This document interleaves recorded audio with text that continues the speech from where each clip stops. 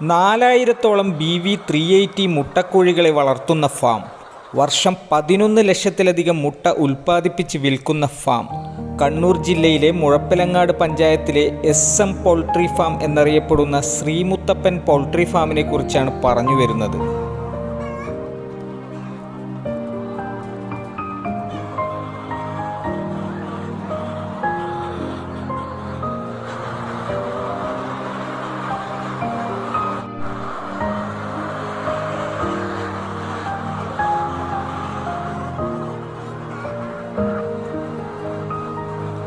പതിനാല് വർഷത്തെ പ്രവാസ ജീവിതത്തിന് ശേഷം മുഴപ്പിലങ്ങാട് ശ്രീനിലയത്തിൽ സജീഷ് മുട്ടക്കോഴി വളർത്തലിലേക്ക് ചുവടുമാറിയിട്ട് 7 വർഷം കഴിഞ്ഞു.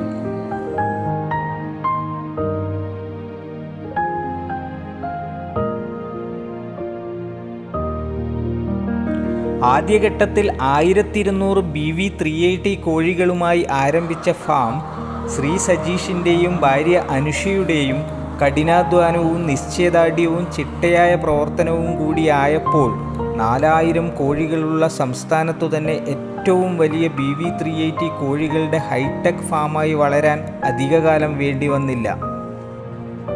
1200 കോഴീൻ്റെ അകത്ത് തുടക്കത്തിൽ തന്നെ ഏകദേശം ഒരു 750 കോഴിയോളം ചത്തുപോയി.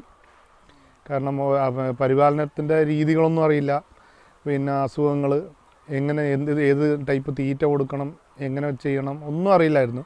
ഇതിനെക്കുറിച്ചൊരു എന്തായാലും ഇതൊന്ന് പഠിക്കണം എന്നുള്ള ഒരു ആഗ്രഹം വന്നതും അതിനുശേഷം പിന്നെ ഇതിൻ്റെ കമ്പനിയുടെ SK എന്ന് പറഞ്ഞ കമ്പനീൻ്റെ ഫീഡായിരുന്നു ഇവിടെ കൂടുതൽ ഉപയോഗിച്ചുകൊണ്ടിരുന്നത്.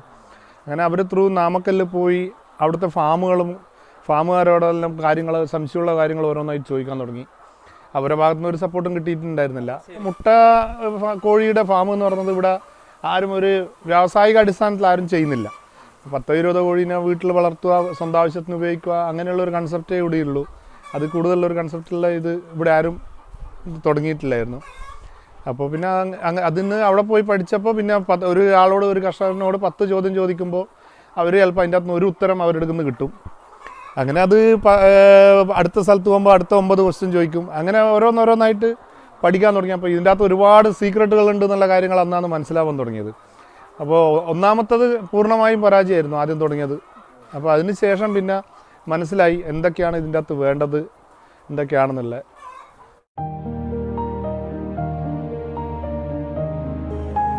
ഫാം മാനേജിങ്ങിലും കോഴികളുടെ പരിപാലനത്തിലും നിതാന്ത ജാഗ്രത പുലർത്തുന്നുണ്ട് അനുഷ.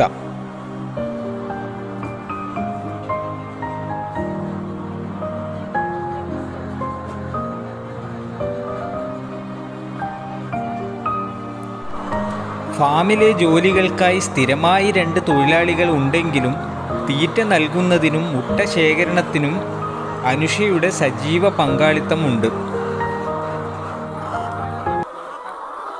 മക്കളും കൂടാറുണ്ട്. അവര് ക്ലാസ് ഉണ്ടെന്ന് തോന്നുന്നു. അവരെന്നെ എല്ലാം സഹായിക്കാൻ എല്ലാവരും നമ്മൾ ഒരുമിച്ച് തന്നെ. തുടക്കത്തിൽ ലൈസൻസിൻ്റെ കിട്ടാൻ കുറേ ബുദ്ധിമുട്ടി. ഒരു 1.5 വർഷത്തോളം ഞങ്ങൾ അതിന് വയ്യ നടന്നു. അപ്പം പിന്നെ അത് പെട്ടെന്ന് കിട്ടാത്ത കാരണം ചേട്ടൻ വീണ്ടും തിരിച്ചു പോയി. അപ്പോൾ ഞാൻ ആ ലൈസൻസിന് വേണ്ടി ഞാൻ തന്നെയാണ് 6 മന്ത്സോളം കയറി ഇറങ്ങി എന്നിട്ടൊക്കെയാണ് അത് ശരിയായി കിട്ടിയത്. ലൈസൻസ് ഇല്ലാതെ ഇത്രയും ഒരു 100 കോഴി 99 കോഴി വരെ ലൈസൻസിൻ്റെ ഇല്ലാതെ ചെയ്യാൻ പറ്റുള്ളൂ. അതിന് മേലെ ചെയ്യുമ്പോൾ ലൈസൻസ് നിർബന്ധമാണ്. പിന്നെ മക്കളെ എല്ലാം ആകുമ്പോൾ ഒറ്റക്കുള്ള ജീവിതമൊക്കെ ബുദ്ധിമുട്ട് ആലോചിച്ചപ്പോൾ ഇതാണ് ഏറ്റവും ബെറ്റർ എന്ന് തോന്നി. നാട്ടിൽ തന്നെയാണ്, നമ്മളെ ഒരുമിച്ചായി നമ്മളെ വീടിനോട് ചേർന്നും ആകുമ്പോൾ നമുക്കും എപ്പം അത് മെയിൻറ്റെയിൻ ചെയ്യാനൊക്കെ സുഖമാണ്. പിന്നെ അങ്ങനെ ഒരു ബുദ്ധിമുട്ട് തോന്നിയിട്ടില്ല. എല്ലാവരും കൂടെ അങ്ങനെ അങ്ങ് അതിൻ്റെ കൂട്ടത്തിലായി. കൊക്ക് കട്ട് ചെയ്യൽ, വാക്സിനേഷൻ വരുന്നുണ്ട്. കുറേ ചിക്സ് ഒരു 1 day ഓൾഡ് ചിക്സിനെയാണ് വാങ്ങിക്കുന്നത്. അതിനുശേഷം പിന്നെ കുറേ വാക്സിൻ വരുന്നുണ്ട്. മുട്ടയിട്ട് തുടങ്ങുന്നത് വരെ ഒരുപാട് വാക്സിൻ വരുന്നുണ്ട്. ഞങ്ങൾ 2 പേരും കൂടെ തന്നെ ചെയ്യാറ്. ചിക്സിനെ നമ്മൾ പറശ്ശിനിയിലൊരു ഫാം ലീസിന് എടുത്തിട്ടുണ്ട്. അവിടെ ഇട്ടിട്ട് വളർത്തിയിട്ട് ഒരു 45 ദിവസം 60 ദിവസം എത്തുമ്പോൾ ഇങ്ങോട്ട് കേജിലേക്ക് മാറ്റാൻ പറ്റുള്ളൂ. അപ്പാണ് ഇങ്ങോട്ട് എടുക്കാറ്. 45 ദിവസം ഡീപ് ഹീറ്ററിൽ നിലത്തിട്ടിട്ടാണ് വളർത്തുക. കാരണം കേജിൽ അപ്പോഴേ ഇട്ട് വളർത്താറില്ല, നിലത്ത് തന്നെ. അപ്പോൾ അവർക്ക് ബ്രൂഡിങ് വേണം, ഒരാഴ്ചയോളം ബ്രൂഡിങ് വേണം, ചൂട് വേണം. അപ്പോൾ അത് കൊടുത്തിട്ട് പിന്നെ അതിനുശേഷം ഒരുപാട് വാക്സിൻ വരുന്നുണ്ട്. 5th day 10th അങ്ങനെ ഒരുപാട് ഓരോ ദിവസങ്ങളിലായിട്ട് ഒരു 45 ഡേയ്സോളം കുറേ വാക്സിൻ വരുന്നുണ്ട്. പിന്നെ അത് കഴിഞ്ഞിട്ടുമുണ്ട്, മുട്ട ഇടുന്നവരെ വരുന്നുണ്ട്. പിന്നെ ഒരു 45-60 ദിവസം എത്തുമ്പോൾ അത് കേജിലേക്ക് മാറ്റും. കേജിൽ മാറ്റിയിട്ട് പിന്നെ അവിടുന്ന് 2-3 പിന്നെയുണ്ട് 3-4 വാക്സിൻ വരുന്നു. കൊക്ക് കട്ട് ചെയ്യണം, ഇല്ലെങ്കിൽ അവർ വല്ലാതെ കൊത്തും അങ്ങോട്ടും ഇങ്ങോട്ടും. ജെനറ്റിക്കായിട്ട് അവർക്കുള്ളൊരു സ്വഭാവമാണത്. അപ്പം ഒരു 10ാമത്തെ ദിവസവും പിന്നെ വരുന്നത് 2 months 60 days ഒക്കെ ആകുമ്പോൾ ആ ഒരു കൊക്ക് മുറിക്കലൂടി വരുന്നുണ്ട് 100 ദിവസം എത്തുമ്പോൾ. രാവിലെ ഏർലി മോർണിംഗ് 5 മണിക്ക് ലൈറ്റ് ഇടണം. മുട്ടയിടുന്ന കോഴിക്ക്. മുട്ടയിടാത്ത കോഴിക്ക് ലൈറ്റ് വേണ്ട. മുട്ടയിട്ട് തുടങ്ങിയാൽ 5 മണിക്ക് ലൈറ്റ് വേണം. പിന്നെ ഒരു 7 മണി 8 മണീൻ്റെ ഉള്ളിൽ ഫീഡ് രാവിലത്തേത്. അത് കഴിഞ്ഞ് കഴിഞ്ഞാൽ വൈകുന്നേരം 4 to 5-ൻ്റെ ഉള്ളിൽ ഫീഡിങ്. പിന്നെ രാത്രി 10 മണി വരെ ലൈറ്റ്.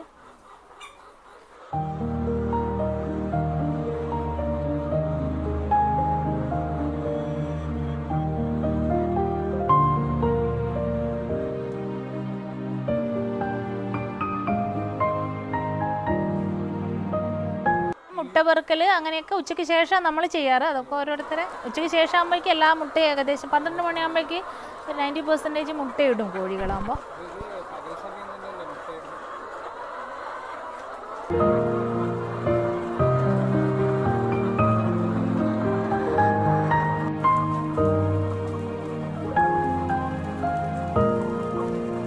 അത്യാധുനിക സംവിധാനങ്ങളോടുകൂടിയ കൂടുകളാണ് ഫാമിൽ തയ്യാറാക്കിയിട്ടുള്ളത്.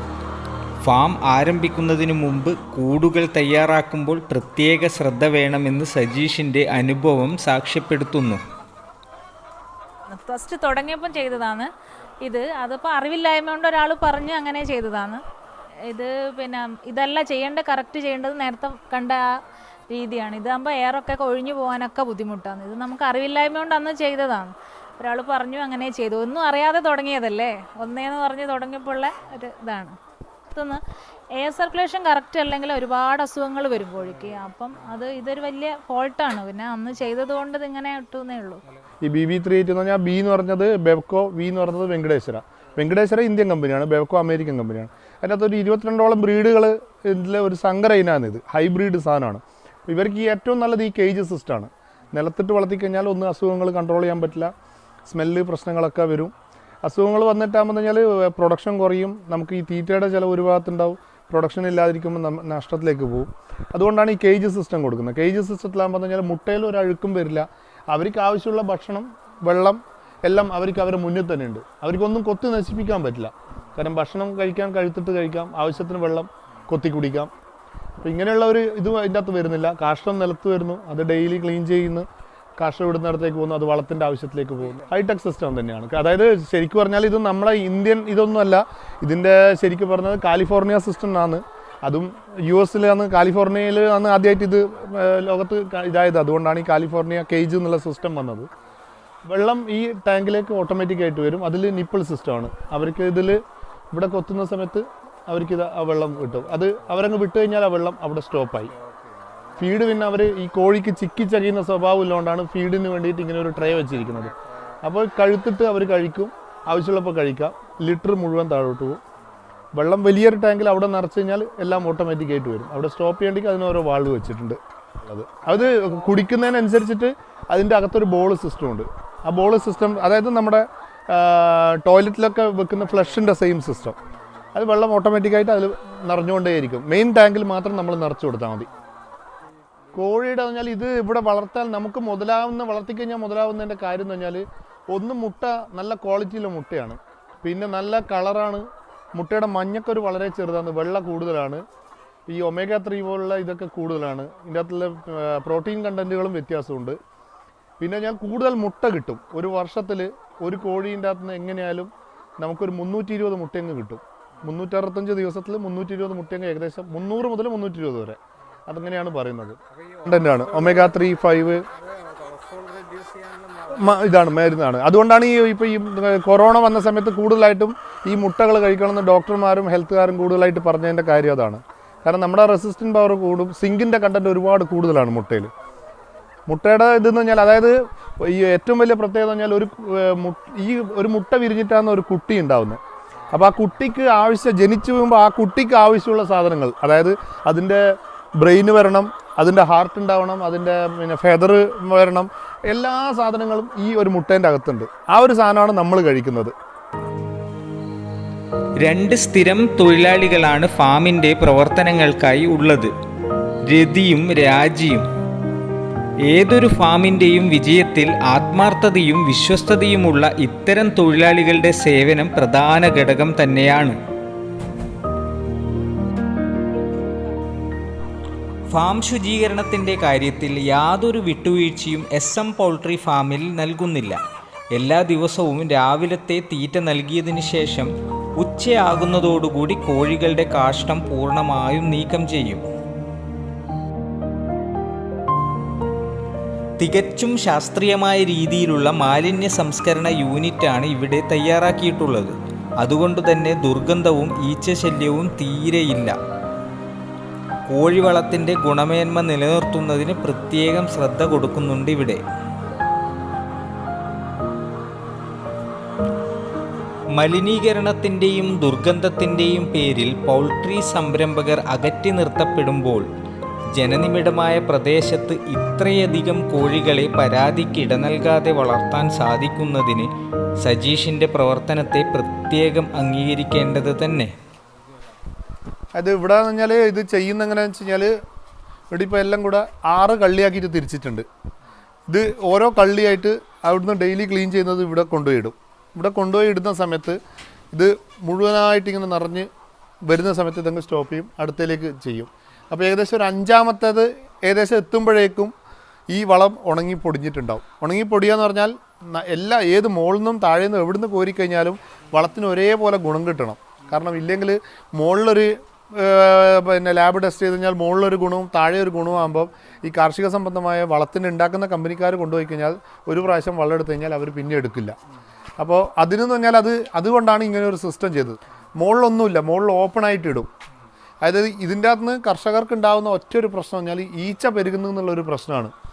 ഈച്ച പെരുകുന്നതെന്ന് പറഞ്ഞാൽ സാധാരണക്കാരൻ എപ്പോഴും ചെയ്യുന്നത് പറഞ്ഞാൽ ഈച്ചക്കുള്ള മരുന്ന് വാങ്ങും. ഒരു ദിവസം സാധാരണ ഈച്ച, ഹൗസ് ഫ്ലൈ എന്ന് പറഞ്ഞാൽ സാധാരണ നമ്മുടെ വീട്ടിൽ കാണുന്ന ഈച്ച ഒരുപാട് പെരുകാൻ തുടങ്ങും. അപ്പോൾ ഈ ഈച്ച പെരുകുന്നതിന് പറഞ്ഞാൽ പലർക്കും എന്താണ് ചെയ്യേണ്ടതെന്ന് അറിയില്ല, നമുക്കും അറിയില്ലായിരുന്നു. അപ്പോൾ ഇവിടെ ഇപ്പം എന്ന് പറഞ്ഞാൽ നിങ്ങൾക്ക് ഫാമിൽ ഈച്ചയെ കാണാനേ പറ്റില്ല. ഈച്ചയെ ഇത് ഒഴിവാക്കാൻ 2 തരം രീതികളാണ് നമ്മളിവിടെ ഉപയോഗിക്കുന്നത്. ഒന്ന് പറഞ്ഞാൽ ഇത് വളം മുഴുവൻ നിറഞ്ഞു കഴിഞ്ഞാൽ ഇതിൻ്റെ മുകളിൽ ഒരു 2 ഇഞ്ച് കനത്തിൽ ഈർച്ചപ്പൊടി ഇടും. ഈർച്ചപ്പൊടി ഇട്ട് കഴിഞ്ഞാൽ ഈ അകത്തുള്ള ഈച്ചേൻ്റെ മുട്ടകൾക്കൊന്നും അവർക്ക് നിൽക്കാൻ പറ്റാതിരിക്കുമ്പോൾ ഇതെല്ലാം മുകളിലോട്ട് വരും. അതിന് ശേഷം മുകളിൽ വെച്ചതിന് ശേഷം ഈ ഈർച്ചപ്പൊടിക്ക് തീ കൊടുക്കും. തീ കൊടുത്തിട്ട് ചെറുങ്ങനെ കരിച്ചം കൊണ്ടുവരും. അപ്പോൾ ഈ തീയിൻ്റെ ചൂട് കൊണ്ട് ഇതിൻ്റെ അകത്തുള്ള എല്ലാതരം അണുക്കളും അങ്ങ് നശിച്ചു പോകും. ഇത് നശിച്ചു പോയി കഴിഞ്ഞാൽ പിന്നെ ഈച്ച ഇതിൻ്റെ അകത്ത് പെരുകില്ല. പിന്നെ ഈച്ചേൻ്റെ മുട്ട ഇതിൻ്റെ അകത്താണ് ഉണ്ടാവുക. ആ മുട്ട കഴിഞ്ഞാൽ നമ്മൾ വളം നിറച്ച് കൊടുത്തു കഴിഞ്ഞാൽ അതിന് വിരിയാനുള്ളൊരു സാഹചര്യം ഉണ്ടാകുന്നില്ല. അത് ചെടിയിലേക്ക് പോയി കഴിഞ്ഞാൽ അപ്പോഴത്തേക്കും ആ ഈച്ചേൻ്റെ മുട്ട നശിച്ചിട്ടുണ്ടാകും. ഇത് ഓപ്പണായിട്ട് ഇട്ടിട്ട് പല സ്ഥലത്തും വന്ന പ്രശ്നമാണ്. കാരണം ഈച്ചയുടെ പ്രശ്നം കൂടുമ്പോൾ വീട്ടിലൊരു ഭക്ഷണ സാധനം പോലും കഴിക്കാൻ പറ്റില്ല. വളത്തിനെ സംബന്ധിച്ചിടത്തോളം മാർക്കറ്റിംഗ് ഒരു പ്രശ്നമേ അല്ല. ഇപ്പം ഞാൻ പറഞ്ഞില്ല 5 സ്ഥലം നിറഞ്ഞു കഴിഞ്ഞാലാണ് 1 കോരുന്നത്. ഇപ്പം ഇതാ ആകെ 1 നിറഞ്ഞത്. പച്ച തന്നെ ആൾക്കാർ വാങ്ങിയിട്ട് കൊണ്ടുപോകാമെന്ന്. കാരണം വളം ഇട്ടവർക്ക് അതിന് കൃഷീൻ്റെ അത്രയും അവർക്ക് റിട്ടേൺ കിട്ടുന്നുണ്ട്. വാഴ ആവട്ടെ തെങ്ങാവട്ടെ, ഏറ്റവും കൂടുതൽ നമ്മളെ നാടിനെ സംബന്ധിച്ചിടത്തോളം 2 ഇതിനാണ് പോകുന്നത്. പിന്നെ ഇപ്പം ഇത് കൊണ്ടുപോയത് മുഴുവൻ ഇത് കർണാടകത്തിലേക്കാണ് വളം കൊണ്ടുപോയത്. അവർ അടക്കക്ക് വേണ്ടിയിട്ട് കൊണ്ടുപോയി. അടക്കക്ക് നല്ല റേറ്റ് കിട്ടിയപ്പോൾ അവർ ഈ വളത്തിനെ കുറിച്ച് അറിഞ്ഞില്ല, അവർ ടെസ്റ്റ് ചെയ്ത് വളം കൊണ്ടുപോയിട്ട് അപ്പോൾ വളത്തിന് നല്ല ഇത് ക്വാളിറ്റി കണ്ടപ്പോൾ അവർ വന്നിട്ട് ഒരു 12 ടണ്ണിൻ്റെ ലോറിയിലുള്ള പച്ചവളം അടക്കം അവർ കോരിപ്പോയതാണ്. അതുകൊണ്ടാണ് ഇവിടെ വളം തീരെ ഇല്ലാതായിപ്പോയത്. അതിൻ്റെ അകത്ത് 1-2 കാര്യങ്ങളുണ്ട്. ഒന്ന് ഷെഡിൻ്റെ എയർ സർക്കുലേഷൻ അത്രയും വരുന്ന രീതിയിലാണ് ഷെഡുകളുള്ളത്. സാധാരണ ഫാമുകൾക്ക് എന്ന് പറഞ്ഞാൽ ഷെഡിൻ്റെ ഹൈറ്റ് വളരെ കുറവായിരിക്കും.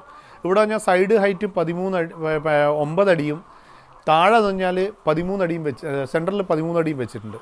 അപ്പോൾ അത്രയും ഹൈറ്റിലാണെന്നുള്ളത്. ഹൈറ്റിലുണ്ടാകുമ്പോൾ പറഞ്ഞാൽ ഇവിടെ നിൽക്കുമ്പോൾ പോലും ഇതാ ഷെഡ് കഴിഞ്ഞിട്ടാണ് ഇപ്പം നമ്മളിവിടെ നിൽക്കുന്നത്. എന്നിട്ട് പോലും ഇവിടെ കാറ്റടിക്കുന്നുണ്ട്. അതായത് അത്രയും കാറ്റ് ഇതിൻ്റെ ഉള്ളിലേക്കൂടെ കയറി ഇറങ്ങി പോവാണ്. അപ്പോൾ അത്രയും എയർ സർക്കുലേഷൻ വരുമ്പോൾ അത്രയും ക്ലീൻ ആയിരിക്കും. അപ്പോൾ അതിൻ്റെ റിസൾട്ട് തന്നെ നമുക്ക് എല്ലാറ്റിലും കിട്ടും. അതായത് പ്രൊഡക്ഷൻ ആവട്ടെ, പ്രോബ്ലംസ് ആവട്ടെ, എല്ലാം സോൾവ് ആയിക്കൊണ്ടിരിക്കും അതിൻ്റെ അകത്ത്. അതുകൊണ്ടാണ് പിന്നെ ഈ നെറ്റിനകത്തൊക്കെ വണ്ണാമ്പല പിടിക്കും. അത് 1 മാസത്തിൽ 1 പ്രാവശ്യം നിർബന്ധമായും ക്ലീൻ ചെയ്യണം. അതവിടെ വെച്ച് നിൽക്കരുത്. പല ഫാമുകളിലും കാണുന്നതാണ് വണ്ണാമ്പല പിടിച്ചിട്ട് വർഷങ്ങളോളമായിട്ട് ക്ലീൻ ചെയ്യാണ്ട് വെക്കുന്നത്. ആ ഒരു സിസ്റ്റം പാടില്ല. എപ്പോഴും അത് ക്ലീനായിട്ട് തന്നെ ഇരിക്കണം. അത് കാറ്റ് അവിടെ ബ്ലോക്ക് ആവാൻ പാടില്ല. മുട്ടക്കോഴി വളർത്തലിൽ ശ്രീമുത്തപ്പൻ പൗൾട്രി ഫാം ഒരു മാതൃക തന്നെയാണ്. പരിമിതമായ സാഹചര്യത്തിലും വൻ വിജയം കൈവരിക്കാൻ സാധിച്ചത് അഭിനന്ദനാർഹം തന്നെ. ഒരു സംരംഭകൻ്റെ പരിമിതികൾ ഉൾക്കൊള്ളാൻ അയൽവാസികൾ കാണിച്ച സന്മനസ് വലിയ സഹായവും പിന്തുണയുമാണ് എന്നത് വിസ്മരിക്കുന്നില്ല.